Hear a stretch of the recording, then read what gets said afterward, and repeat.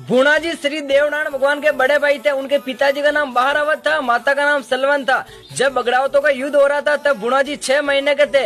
उनके पिताजी बहारावत जी वीर गति को प्राप्त हो जाते हैं माँ चामुंडा के चरणों में शीश दान करके। तो उनकी माता भी सती हो जाती है। सभी बगड़ावतों के साथ अपनी अपनी गुजरियां सती हो जाती है, सिर्फ साडू गुजरी सती नहीं होती। रानी जयमती बगड़ावतों के परिवार वालों को खत्म करने के लिए आई थी। रानी जयमती ने बोला कि मैं सबको खत्म कर दूंगी, लेकिन साडू गुजरी और भूणा जी को मैं नहीं कर पाऊंगी, क्योंकि साडू गुजरी के भगवान अवतार लेंगे और ये भूणा जी है जो लक्ष्मण जी के अवतार है, शेषनाग के अवतार है, इसलिए मैं इनको कभी खत्म नहीं कर पाऊंगी। तो राण के राजा ने बोला कि ये भूणा जी को मारना है, उस बगड़ावतों के जितने भी बच्चे हैं उनको भी मार डालो।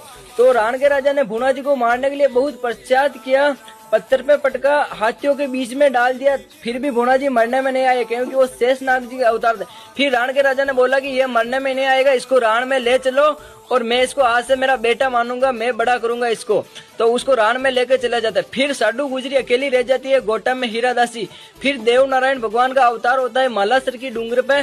तो राण के राजा को पता चलता है। देवनारायण भगवान को मारने के लिए भी राण के राजा ने बहुत पश्चात किया, फिर भी देवनारायण मरने में नहीं आए। तो साडू माता राण के राजा के डर से उनके पीर मालवा चली जाती है देवनारायण को लेकर। फिर देवनारायण बड़े होते हैं, 12 साल के होते हैं। फिर देवनारायण भगवान वापस आते हैं और भूणा जी को और 5 भाइयों को साथ मिलकर वापस उजड़ी गोटा को बसाते हैं।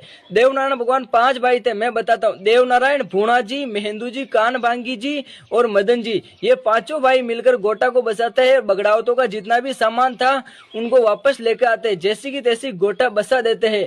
राण के और भूणा जी को खांडे राव यूं कहते हैं कि जब भूणा जी को लेकर गए थे तो राण के राजा के साला जी सातल पातल ने, एक ने तो भूणा जी की चट्टी अंगुली काट दी और एक ने जांग के चीरा दे दिया, इसलिए उनको खांडे राव कहते हैं। लेकिन भूणा जी ने उनका बदला शीश से लिया। उन्होंने तो अंगुली काटी, लेकिन भूणा जी उनका शीश काट के लाए थे, बदला ले लिया और कट्टी अंगुली फिर देवनारायण भगवान ने वापस पूरी करी जब गढ़गोटा में आए थे। यह भूणा जी का इतिहास है। और भूणा जी महाराज का पिताजी बहारावत जी, जिन्होंने बागौर बसाया था। बागौर में आज भी भूणा जी महाराज का प्राचीन मंदिर है, 1100 साल। बागौर भीलवाड़ा जिले के मांडल तहसील में स्थित है बागौर। जय श्री देवधनी दरबार की।